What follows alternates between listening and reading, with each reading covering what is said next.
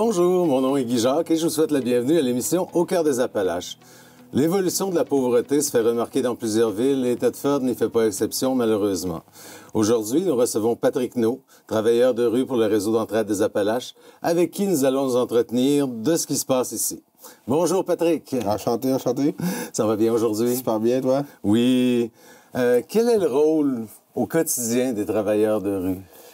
En fait, le travailleur de rue, c'est pas compliqué. Nous, on est là pour aller chercher le monde qui ne viendra pas vers les organismes communautaires ou vers le CLSC et autres organismes et choses qui viennent en aide au monde. Fait que nous, on est là pour faire de l'écoute, faire des références, faire de l'accompagnement, aller justement là au CLSC pour faire regagner en confiance le monde qui ont perdu confiance envers les organismes communautaires et autres. OK, envers la société en général. Envers la société en général, dire. Oui, exact, c'est ça. Donc, eux, ils n'osent pas y aller tout seuls vers les ressources, ils ne sont pas au courant des ressources qui existent non plus. Ils sont un peu... sont un peu réfractaires à ça. Ils sont un peu marginal là-dessus. Fait que nous, on est là pour regagner la confiance. Puis leur dire, écoutez, nous autres, on connaît du bon monde là-dedans. Là, fait que viens avec moi, je vais te présenter une personne. Tu vois, ça va super bien aller. Puis tu vas avoir une belle expérience cette fois-là. Puis tu vas pouvoir avoir les services que tu as besoin. OK, vraiment les mettre sur la bonne route. Oui, exact. Quelles sont les qualités nécessaires pour être un travailleur de rue? Je pense que l'écoute, pour commencer, c'est une bonne affaire parce que si tu n'es pas capable de comprendre le besoin de la personne en avant de toi, on a tous notre envie de faire quelque chose dans la vie, mais on n'est pas là pour nos besoins à nous autres. On est vraiment là pour les besoins de la personne en avant de nous autres. Fait que c'est l'écouter en premier, vraiment avoir un cœur sur la main pour justement être là pour... Parce qu'on n'est pas là pour changer le monde. Avoir l'esprit ouvert aussi. L'esprit ouvert, oui, parce qu'on n'est pas là pour changer le monde. On est là pour les accompagner dans leur moment présent, puis de leur donner... T'as faim en ce moment? Ben, je vais te donner de la nourriture. T'as froid? Je vais te donner une couverture. Mais je suis pas là pour leur dire arrête de consommer parce que tu consommes. Je suis vraiment pas là pour ça. Fait qu'on est vraiment là dans le non-jugement, la compréhension, l'écoute, les bonnes valeurs. C'est ça qui fait un bon travailleur de rue, je pense. C'est ça qui permet vraiment de faire un lien avec les personnes qui sont sur la rue, au fond. Oui, parce que dans le fond, le but, c'est de gagner un lien de confiance. C'est vraiment ça. OK. Auprès de quel type de clientèle intervenez-vous principalement? On fait affaire avec pas mal tout le monde, que ce soit santé mentale, consommateur, une personne qui a tout simplement pas de ressources autour d'elle-même, elle n'a pas de cercle social, fait que ça peut être n'importe qui peut avoir accès à un travailleur de rue. Une grand-mère qui peut nous appeler, qui dit écoute, mon petit-fils a de la difficulté, je sais pas où me référer, ben nous on peut te référer à la bonne place, fait qu'on peut faire affaire avec pas mal tout le monde là. OK, vraiment, il n'y a pas d'âge. Non, il n'y a pas d'âge là, ça okay. c'est non. Vous avez des adolescents, comme vous avez des personnes âgées que vous pouvez rencontrer qui... Notre mandat, grosso modo, est de 12-25 la plupart du temps. Mais en travail de rue, on peut pas mettre de tranche d'âge parce qu'on sait pas qui qu'on va rencontrer. Puis la journée que je prends, je sais pas, j'arrive un mardi matin, puis j'ai une personne en itinérance, cette personne dans 55 ans, ben je dirais pas, je vais te mettre de côté pour pas t'aider, je vais la prendre puis je vais l'aider, ça c'est sûr et certain. OK, l'appuyer du mieux possible. Ouais. Peu importe l'âge qu'ils ont, finalement. Exact, c'est ça. Sur quel territoire que vous intervenez, au fond? Chaudière-Appalaches au grand complet. Fait que ça peut aller de Sainte-Clotilde à East Broughton, à Thetford, Coleraine, Disraeli, Saint-Jacques-de-Lise, Saint-Pierre-de-Broughton. On couvre vraiment tous les territoires. C'est juste qu'on manque d'effectifs pour tous les couvrir. Mais j'imagine, parce que vous ne voulez pas être partout en même temps non plus. Non, là. Non, on est trois travailleurs de rue à Thetford. Là. Fait qu'on essaye de dispatcher le plus qu'on peut, mais c'est pas évident de tout couvrir. C'est ça, tu peux pas être partout en même temps, puis les besoins sont partout pareils. Ouais. J'imagine peut-être plus dans la grande ville qu'est Thetford Mines, mais même des problématiques doit en avoir à Disraeli, doit en avoir à Saint-Pierre-de-Broughton. Effectivement, c'est ça. Il y en a partout. Fait que les gens qui vivent des problèmes, c'est pas juste à Thetford, on va dire, c'est n'importe qui dans n'importe quelle ville. Mais il y en a peut-être plus ici parce qu'il y a plus de population des gens. C'est sûr que par défaut, oui, c'est sûr. Quelle est, selon tes observations, la réalité des gens que tu côtoies? Beaucoup de tristesse. Beaucoup de personnes qui se demandent qu'est-ce que je vais faire demain pour m'en sortir parce que je sais pas comment m'en sortir en ce moment. Puis le monde sont tristes. Le monde sont déprimés. Le monde ont la faim. solitude aussi, La j'imagine. solitude, effectivement. Quand tu veux, t'as des problèmes, puis tu as l'impression de ne pas pouvoir en parler à personne parce que le jugement est tellement facile de nos jours. Ouais. Fait que tu n'as pas envie d'être confié nécessairement à n'importe qui. Nous, en tant que travailleurs de rue, on est là justement pour écouter puis faire une écoute qui va être. qui ne sera pas reprochée. Puis on sera pas en train de dire, écoute, change ta façon de voir les choses. Non, non. Nous, on va t'écouter, on va t'accompagner là-dedans, puis c'est effectivement ça qui est la beauté de la chose, je pense. Mais tu peux pas nécessairement changer la personne si elle décide pas de changer non plus. Effectivement, c'est vrai de ça. Tu peux donner un coup de main, mais la personne aussi doit s'en donner un, finalement, d'une certaine façon. Quels sont les endroits que vous visitez pour rencontrer les gens? Il y a toutes sortes d'endroits. Okay. Nous, on peut aller dans les parcs, dans la rue, dans le bois, dans les parties. Ça, c'est l'aréna. Je pourrais aller m'entraîner au gym, puis bien souvent, je vais aller au gym en après-midi quand je suis en congé, puis je vais rencontrer du monde là qui vont me dire « Hey, je connais quelqu'un qui aurait peut-être bien besoin d'aide, je pourrais avoir ta carte. » Puis, fait les places qui nous limitent, il n'y a pas de place. Okay. Où il y a du monde, plus qu'il y a de monde, plus qu'on peut rejoindre de monde, plus que c'est merveilleux comme ça. Okay. Ouais. Fait que c'est sûr que par défaut, la rue, le parc, le bois, pour, tu sais, des fois, les itinérants, ils se retrouvent... À Thetford, c'est comme ça que ça marche. On va peut-être bien en parler tantôt, là. Okay. Mais c'est que, il y a des places stratégiques, c'est sûr, mais en tant que tel, il n'y a pas de place à rencontrer du monde. Où il y a du monde, on peut être là. C'est ça qui est le fun en travail de rue. OK. Ouais. Finalement, tous les endroits sont bons. Tous les endroits sont bons, effectivement, oui. OK. Est-ce que les gens sont portés à aller vers vous si c'est vous qui les approchez? On a des deux sortes. On a soit nous autres qui approchent du monde, justement parce que c'est notre travail d'aller vers le monde qui ne viendra pas vers nous, ou quand on fait bien notre travail, on a le lien de confiance qui se crée, puis bien souvent, nos propres personnes avec qui on fait affaire vont nous référer du monde. Fait qu'il y a une personne qui va arriver chez un ami qui est en itinérance, puis la personne va faire « Hey, moi, je connais un travailleur de rue, il pourrait t'aider, ça tente-tu qu'on l'appelle? » Il nous appelle, puis on se déplace chez la personne, puis on rencontre la personne. Puis, bien souvent, ça peut être de deux manières. Parce que des fois, vous allez rendre visite à du monde dans leurs appartements aussi? Oui, okay.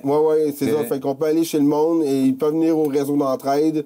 Fait que, comme on peut les rencontrer dans la rue, sur Slice. Il y a beaucoup de contacts qui se font, finalement. Oui, exact, c'est ça. Vous avez l'heureuse occasion d'être vraiment connu, je pense. Oui. Fait que... Mais l'hiver, ça doit être plus compliqué. L'hiver, le monde sort moins, hein? C'est plus en cabanet un peu. Fait que le printemps, l'été, c'est vraiment là qu'il faut faire le plus possible nos contacts, comme on dit. Okay. Là. Fait que plus que tu rencontres de monde, plus que tu rencontres de gens, plus que tu te permets d'avoir l'hiver, justement, du monde qui vont venir te revoir, qui vont te rappeler, ou que tu vas faire tes suivis, puis tu vas faire « Ah, salut, ça va-tu bien?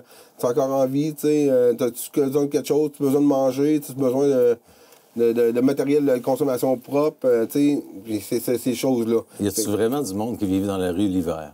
Oui. Il y en a. On pensait avant que c'était juste à Montréal, hein? OK. Non, mais regarde, j'imagine, par les grands foies qu'on a présentement, c'est assez horrible, je dirais. Ouais. Ce qui est arrivé un bout, c'est que Thetford, les logements étaient tellement pas chers. Fait que le monde partait de Québec, de Montréal, avec des logements de 800, 900 puis 1000 pièces. Puis ils s'en venaient ici, il y avait un 4,5 ou un 3,5 à 450 pièces, mettons. Ouais. Fait que l'aide sociale faisait en sorte qu'il y avait au moins un toit sous la tête. Ouais. Là, nos jours, l'aide sociale ne permet le prix des logements a comme explosé, au fond. Explosé, effectivement. Fait que ils peuvent plus permettre d'arriver avec juste l'aide sociale. C'est quasiment impossible, là. Fait que oui, il y en a dans les voitures, il y en a dans les chars. Okay. Il y en a dans le bois, justement, que je vais arriver, je vais dire, écoute, je vais te donner une tente, un matelas, un sleeping. Je vais te trouver un petit coin tranquille où je sais que tu ne seras pas dérangé. Puis, en hiver aussi, ils font ça? En hiver aussi, oui. OK, un système de chauffage d'appoint, quelque chose, un petit... Si on est capable. Des fois, il y en a qui font un petit feu. Avec un petit poêle de combustible qu'ils mettent sur le feu, avec des cannes qui peuvent se faire réchauffer. C'est vraiment une question de survie à ce niveau-là. C'est vraiment rendu la survie, effectivement. Parce qu'au fret qu'il fait de ce temps-ci, là, mettons que... Ouais, c'est ça, les conditions météo qu'on a. On a eu bien de la neige. Ouais. Puis là, le froid, c'est du moins 29, moins... C'est très froid. On a de la misère, nous autres mêmes, à rester avec un bon manteau, à rester dehors. j'imagine pas comment des gens font pour... C'est vraiment une question de survie, tu l'as vraiment bien dit. Oui, je sais que c'est ça, mais c'est pénible à voir d'un côté. C'est très pénible, effectivement. Est-il vrai de penser que les gens se sentent seuls et isolés face à leurs problèmes? Oui. Que de l'ordre qu'ils soient? Oui. Ce qui arrive bien souvent, c'est qu'une personne qui a de la difficulté, il va se référer souvent à son cercle d'amis proches au début. Ouais. Mais ça va être, as-tu un 20 pièces à me prêter? As-tu 2-3 cigarettes à me prêter? As-tu un livre à me donner? Puis là, une fois, c'est pas si pire.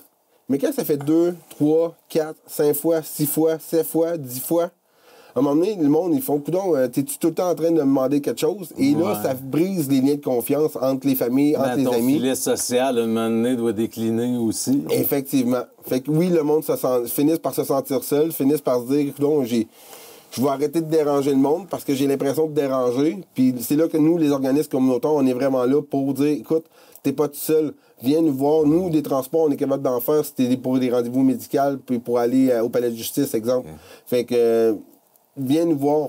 Il y a moyen de s'organiser. Il y a moyen de t'arranger. On va te faire un dépannage alimentaire si t'as faim. Fait que viens nous voir. Reste pas tout seul. Fait qu'effectivement, oui, le monde se sent tout seul, effectivement. Quels sont, en gros, les services que vous offrez en tant que travailleur de rue, au fond? Je sais qu'on a rencontré Catherine du Réseau d'entraide des Appalaches. Si on a une bonne idée à ce niveau-là. Mais en tant que travailleur de rue, c'est quoi directement les services que vous offrez? Nous, on peut faire de l'écoute. Ouais. On peut faire de l'accompagnement. Exemple, justement, il y a quelqu'un qui va aller rendez-vous à l'hôpital, au CLSC, au palais de justice. On peut faire ça. On peut faire des dépannages alimentaires. Tout ce qui est matériel de consommation propre. Seringues propres, pipe à crack, scream, les condoms, tests de bandelettes de fentanyl, les kits de naloxone, justement pour quand il y a du fentanyl dans la drogue. Justement, les bandelettes sont là pour le détecter. Un coup qu'ils sont détectés, la personne a le choix de soit la consommer ou soit de la jeter. Okay. Et après ça, dans le fond, si elle vient qu'à décider de la consommer, ben avec le kit de fentanyl fait en sorte que si la personne tombe sans connaissance, on shoot ça dans le nez, c'est un spray nasal, puis la personne, elle va se réveiller.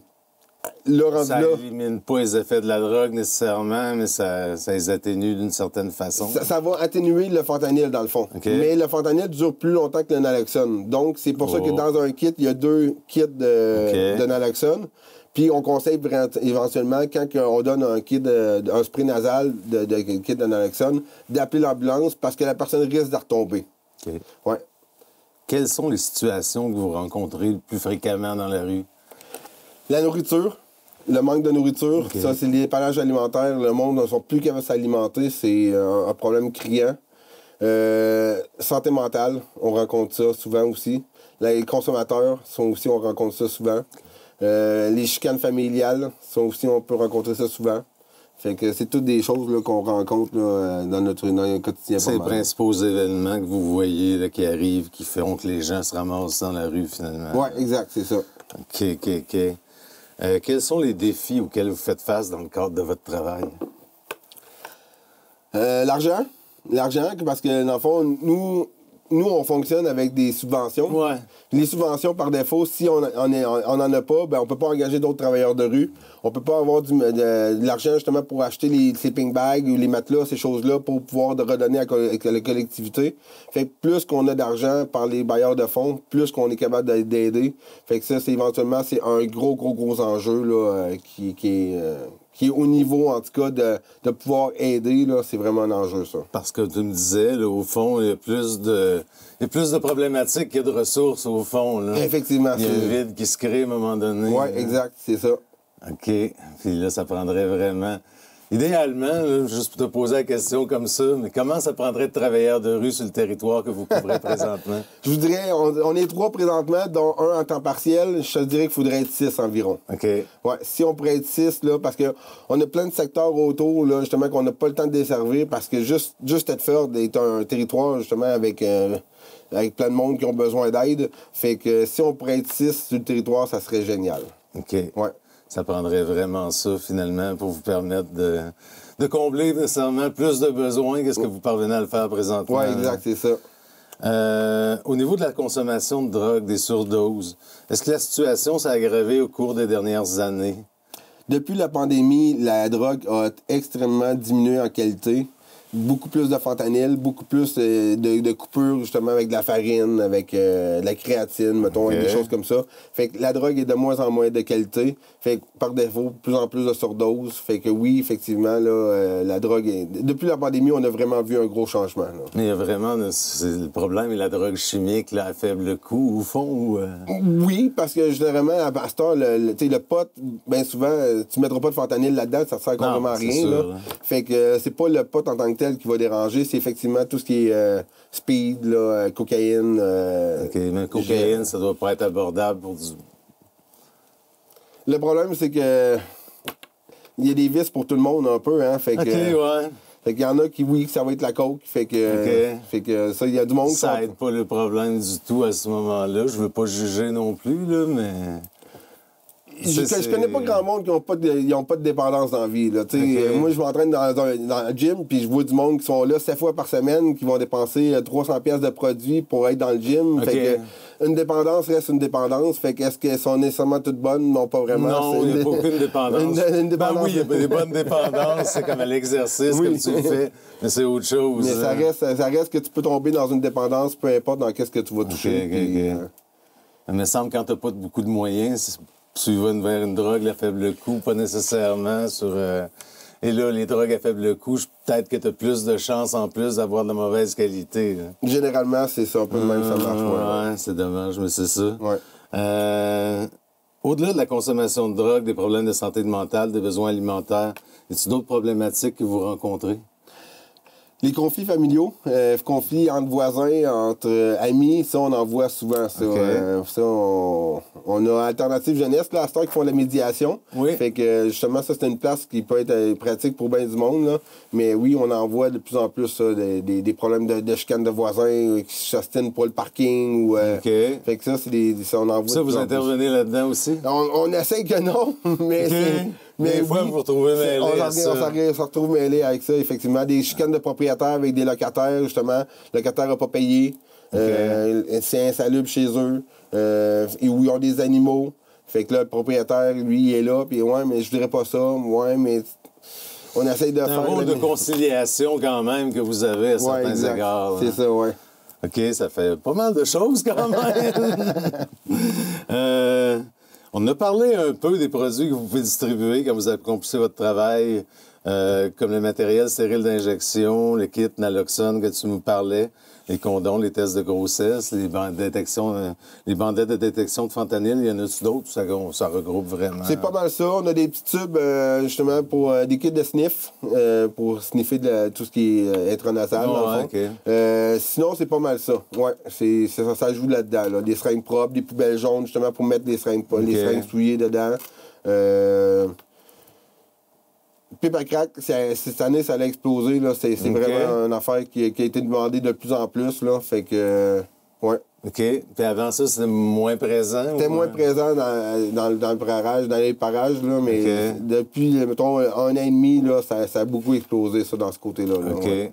Fait que ce serait, sans vouloir être trop explicite, mais c'est quoi la drogue qui est vraiment le plus problématique, tu penses? C'est dur à dire, c'est problématique. Selon moi, c'est surtout qu'est-ce qui est seringue, là, parce que tout ce qui est seringue peut par défaut emmener beaucoup de complications. C'est surtout ça qui est désavantageux avec cette drogue-là, là, c'est que facilement, tu peux avoir des plaies ouvertes, tu peux avoir des veines qui éclatent. Fait que c'est des choses que, par défaut, ça peut emmener des complications, puis t'emmener plus souvent à l'hôpital que, mettons, qui fume avec un bucket de potes. Puis, il y a des... Ça, selon moi, il y a plus de dommages à cause de ça. OK. Ouais. C'est ça qui est le plus dangereux, finalement. Combien d'interventions faites-vous en moyenne chaque année? C'est dur à dire. C'est dur à dire. Il doit en avoir plusieurs. Ouais. Mettons que cette année, en moyenne, on a rencontré environ 930 personnes différentes. OK. Sur 930 personnes différentes, on peut voir du monde une seule fois. Comme je peux voir du monde à toutes les semaines ou les 2 semaines, mettons. OK. Fait que, mettons, facilement 2000 interventions par année, ça serait pas trop, c'est sûr et certain. OK. Puis est-ce qu'il y a du monde qui réussissent à s'en sortir, j'imagine, oui? Oui. OK. On a des très belles victoires des fois. Justement, mais encore là, nous, on n'est pas là pour pousser à la victoire. Non, c'est ça. Fait que nous, on est Vous êtes là vraiment pour les accompagner, vraiment. Hein. Ouais, exact, c'est ça. Fait que, oui, on a du monde qui s'en sortent, qui vont arrêter de consommer ou qui vont se trouver un emploi ou qui vont juste se trouver un but dans la vie pour juste se dire, aujourd'hui, j'ai pas me casser la tête parce que je fais quelque chose que j'aime.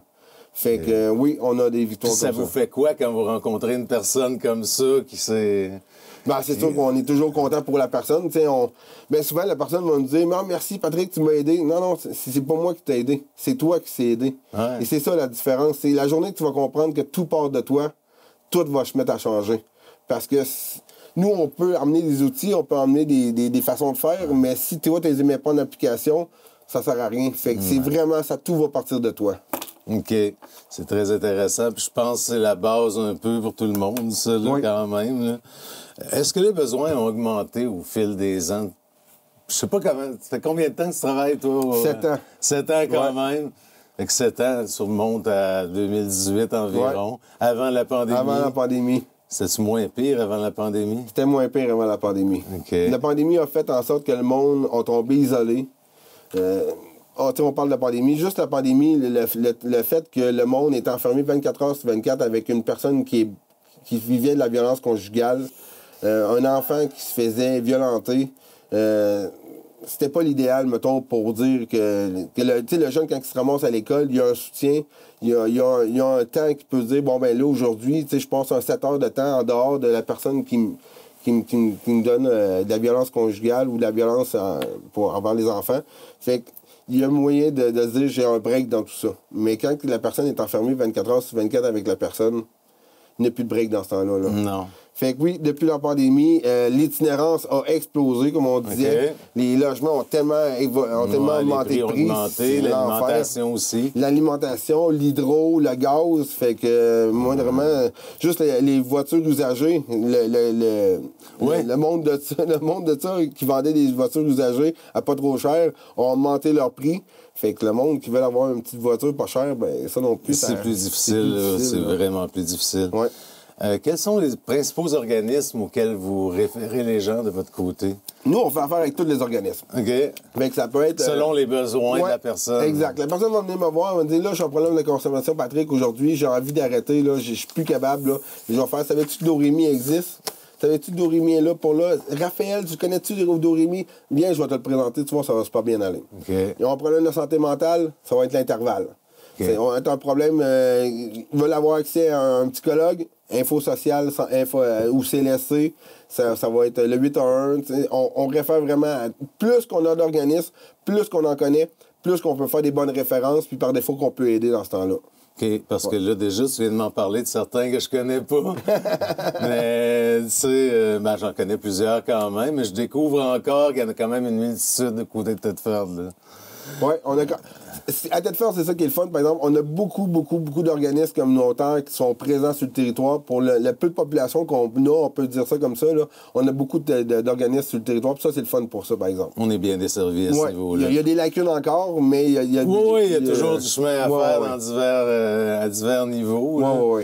Je crois bien que quand j'avais discuté avec Catherine, elle me parlait, ce serait le fun de l'hébergement à un moment donné. Oui, pour l'itinérance. Parce que là, regarde, il n'y a pas vraiment d'endroit. Là. Non, pas comme c'est là. On se retrouve, comme je te le disais, là, avec les froids qu'il y a présentement. Là. Mon Dieu, je sais pas comment le monde y font. Je suis encore... J'essaie de m'imaginer, mais regarde, de mon côté, il y en avait du côté d'Israéli. Quand j'étais rédacteur en chef au cantonnier, j'avais commencé à m'intéresser à ça. J'avais malheureusement pas pu aller plus loin. Mais je voyais j'avais eu des oui-dire qu'il y en avait déjà qui restaient dans le bois quelque part, même l'hiver. Mon Dieu, OK. Ah, c'est pas drôle. Hein? Non, vraiment pas. Non. Au sujet du phénomène d'itinérance, toi qui es impliqué dans le milieu, c'est quoi la réalité à Thetford des gens qui se retrouvent dans cette situation-là? Des fois, ils ont un endroit quand même pour dormir, mais pas tout le temps. Hein? Oui, dans le fond, il y a le lit de crise au Doremi qui appartient au CLSC, mettons, on va dire de même. Là. Il peut avoir accès une journée ou deux, mais le problème, c'est que c'est pas un lit à long terme. Ouais. Fait que, par défaut, il n'y a pas de place présentement encore, en tout cas, comme c'est là, pour l'itinérance. Fait que là, effectivement, le monde, ils vont se retrouver à aérer une place ci et l'autre. Chez des amis, chez des amis. connaissances. Ouais, ça, on appelle ça le couchsurfing. De divan en divan, d'amis en amis. Mais à un moment donné, justement, là, la personne qui a un manque de ressources, ben, elle va se ramasser dans un bois, justement, en dessous d'un pont, ou justement, là, dans une place, un hall de logement, ou qui va être chauffé un peu. Fait que puis là, le monde arrive, ils rentrent dans leur logement, ils voient quelqu'un comme ça, oups, ils ont peur un peu, appellent la police débarque, faut que tu t'en ailles de là. Fait que là, ils sont toujours en train de chercher un endroit pour avoir de la chaleur un peu. Fait que c'est vraiment compliqué parce que à Thetford, l'itinérance, c'est pas trop toléré. On n'est pas habitué à ça. Non, c'est ça, je pense, la problématique dans plusieurs plus petites villes. Ouais. OK, c'était normal à Montréal, mais on n'est pas habitué de voir ça dans nos régions, mais pas du tout. Là. Non, c'est ça. Est-ce que vous avez observé, ouais, tu me l'as dit déjà, mais il y avait vraiment une hausse du nombre de personnes itinérantes? Oui. On voit vraiment une augmentation d'itinérance due au fait du logement qui a explosé. Tout ce qu'on a parlé, santé mentale aussi qui a explosé ou tout depuis la pandémie. Il était déjà là, présente, la santé mentale, mais ça l'a vraiment explosé depuis la pandémie. Là. Vous avez une fille qui travaille avec vous autres, au fond, comme travailleuse de rue. J'imagine que c'est un plus pour faire face à diverses situations. Oui, exact. Dans le fond, ce que ça fait une fille avec nous, c'est pas compliqué. C'est que, exemple, une personne qui a été agressée sexuellement, une femme, elle va arriver en avant de moi. Tu sais, moi, je suis quand même assez volumineux. Fait que, tu sais, des fois, t'es pas tout le temps à l'aise avec un homme, là, puis tu peux avoir plus peur. Ben, en ayant une femme, justement, avec nous, ça fait en sorte que elle peut avoir confiance en une femme. Ça permet une autre approche. Oui, là, carrément, c'est vraiment ça. Fait que, dans le fond, mes collègues, elle s'appelle Bianca Leclerc, puis mon autre collègue s'appelle Antoine Ramsey. Fait que deux personnes vraiment charmantes, fait que avec qui vous pouvez avoir totalement confiance, puis si vous allez voir, elles sont super de bonnes personnes. Fait que oui, généralement, là, ayez pas peur de faire confiance à Bianca ou Antoine. Bianca est là, justement, pour des fois, justement, là, vous avez vécu une situation avec des hommes, vous voulez pas faire affaire avec des hommes, puis on le comprend totalement, ça. Bianca est là pour vous autres, il n'y a pas de problème avec ça. Y a d'autres moments où il y a des filles dans la rue aussi, pas juste des gars? Là. Oui, exact, c'est ça. Fait que, puis tu sais, même quand je vais, mettons, exemple, je fais des tournées pour aller chercher dans le bois, il n'y a pas grand d'intervenants qui vont aller dans le bois pour voir s'il y a des personnes qui sont en itinérance. Fait que je rentre jamais dans un bois tout seul. On sait jamais ce qui peut arriver non plus. Là, fait que avoir une collègue avec moi 40 heures semaine, ça fait en sorte que justement, on peut tous s'entraider. Puis il n'y en a pas un en avant de l'autre. On est vraiment une belle team, puis on est vraiment... On se tient solide toutes les trois. Du travail d'équipe. Du travail d'équipe, effectivement, c'est vrai ça. Est-ce que vous arrive de vous consulter face à certaines problématiques que vous rencontrez? Très rare. Parce que nous, on essaie de garder le plus possible l'anonymat de nos clients et qu'est-ce qu'ils nous disent. Fait que si tu rencontres de quoi avec Antoine ne viendra pas me le conter. Mais qu'il y aurait quelque chose que tu vas avoir un conseil d'un de tes collègues, des choses comme ça. Sans nommer la personne, tout en restant confidentiel. Oui, il y a des choses, là, éventuellement, qu'on a toute notre expertise, d'expérience là-dedans. Puis oui, on va arriver, on va se dire, écoute, telle affaire, y a-t-il quelque chose que tu pourrais me conseiller, oui, ou à l'approche que j'ai pas pensé, quelque chose comme ça? Oui, ça arrive, ça. Comme tu disais, toi, ça fait 7 ans que tu travailles là, finalement, en tant que travailleur de rue. Tu dois quand même avoir une bonne expérience aussi. Commence, là. Ça doit, finalement, tes deux collègues doivent te consulter aussi de temps en temps, j'imagine. Oui, ça arrive. Mais là, quand même, je sais pas, Bianca est là depuis combien de temps? Bianca, ça va faire 6 ans. Qu'elle est là. Elle n'a pas commencé en travail de rue. Mais dans le fond, son parcours de chemin a fait qu'elle était en travail de rue. Mais elle a autant d'expérience que moi. Puis Antoine, lui... Antoine, lui, ça va faire 1 an et quelques, lui, a commencé. Lui, Antoine est encore au cégep. C'est un étudiant. Fait qu'il finit cette année son cégep. Fait que lui, justement, là, il a l'expertise des livres, fait qu'il est frais sur le terrain, justement, avec toutes les nouvelles connaissances qu'il a appris. Fait que ça nous aide aussi bien souvent à faire « Ah, avez-vous entendu parler de cette affaire-là? » « Ah non, ben... » Ça, on se donne des petits trucs, des théories qu'on met en pratique après. Oui, exact, c'est ça. Vous organisez aussi des soupers de rue. Pouvez-vous nous expliquer en quoi ça consiste? Oui, les soupers de rue, dans le fond, c'est tous les jeux du soir, à partir de 5 heures. On se ramasse au réseau. Puis ça, dans le fond... Sur la rue Notre-Dame? Oui, sur la rue Notre-Dame, à côté de Sept-Lac-Couillinge. Puis entre le Sept-Lac-Couillinge puis le poste de radio communautaire. Fait qu'on est là.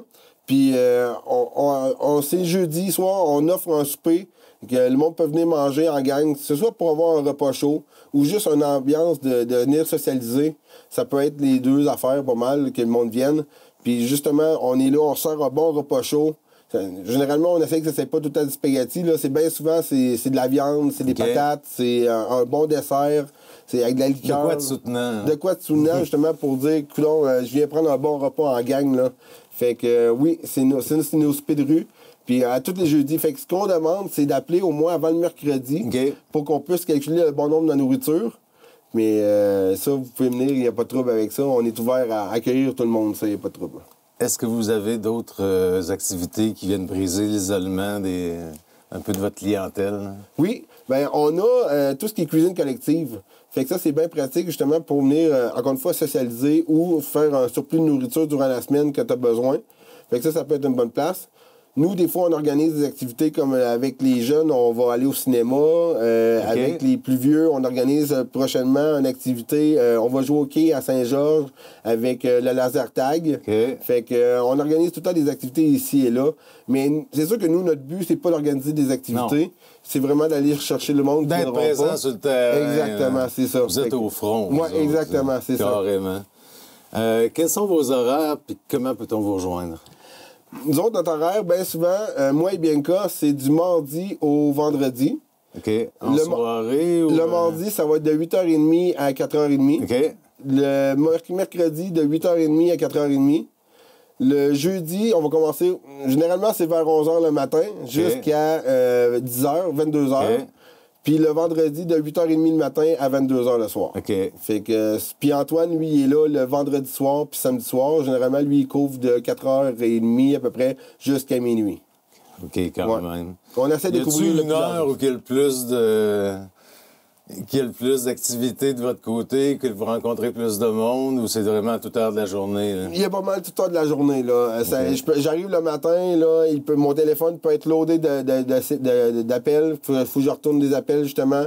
Comme de quoi, j'arrive le soir, puis finalement, le téléphone n'arrête pas de dérougir, ou je rencontre du monde, ou il y a du monde qui débarque au réseau. Fait que, il n'y a pas vraiment d'heure pour avoir de problème, comme je dis souvent. Là. Fait que, il n'y a pas d'heure en tant que tel, plus mais le moyen de vous contacter, au fond, il y a votre site web, il y a tous les numéros de téléphone, il y a Facebook, vous avez une page web aussi, une page Facebook finalement. Oui, une page Facebook, REA, espace TDR pour Réseau d'entraide des Appalaches, espace Travailleurs de rue. Fait que ça, c'est vraiment un bon moyen de nous écrire, c'est vraiment Facebook, là, Messenger. Là, on répond assez régulièrement, très souvent là-dessus. On est souvent là. Les téléphones 418-338-2024. Fait que ça, vous tombez par défaut au réseau d'entraide des Appalaches. Fait que vous pouvez demander de parler à un travailleur de rue. Ils vont vous le passer, il n'y a pas de trouble. Nous, on a chacun nos cellulaires de travail de rue aussi. Fait que sur la page du Facebook, vous allez avoir les 3 numéros qui apparaissent aussi. Sur le site web, ouais, aussi sur le site web. Fait que c'est toutes des manières qui peuvent nous rejoindre facilement, ça. J'ai une dernière question qui vient de me pointer. Ça arrive-tu des situations d'urgence? Oui. Ou qu'on vous contacte, puis que là, regarde, ça urge. Oui, ça arrive. Nous, par exemple, on n'est pas un service d'urgence. Non, je sais. Nous, on est vraiment là, dans le fond, pour accompagner le monde, oui, mais oui, ça arrive. J'ai une personne qui va arriver, qui va dire, écoute, là, en ce moment, j'ai une personne qui a fait une crise de panique, puis elle ne sait pas quoi faire, fait que tu pourrais venir la voir. Oui, je vais aller la voir, pas de problème. Une personne qui va arriver, qui va me dire, écoute, mon ami vient de tomber, je sais pas ce qui se passe. Généralement, on dit d'appeler le 911, le 811, le 911 ou le 811 quand c'est en urgence. Ouais. Mais effectivement, oui, on peut se déplacer pour ces urgences-là. Puis rendu là-bas, généralement, ce qu'on va faire, c'est qu'on va appeler le 811 ou le 911, tout dépendant de ce que la crise... C'est encore de l'accompagnement, au fond. C'est de l'accompagnement, effectivement, encore, oui, effectivement.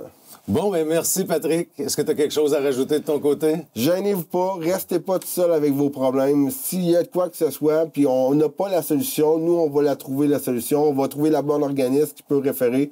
On n'est pas là avec des solutions miracles, mais gênez-vous pas, restez pas seul avec ça. Venez nous voir, ça va nous faire plaisir.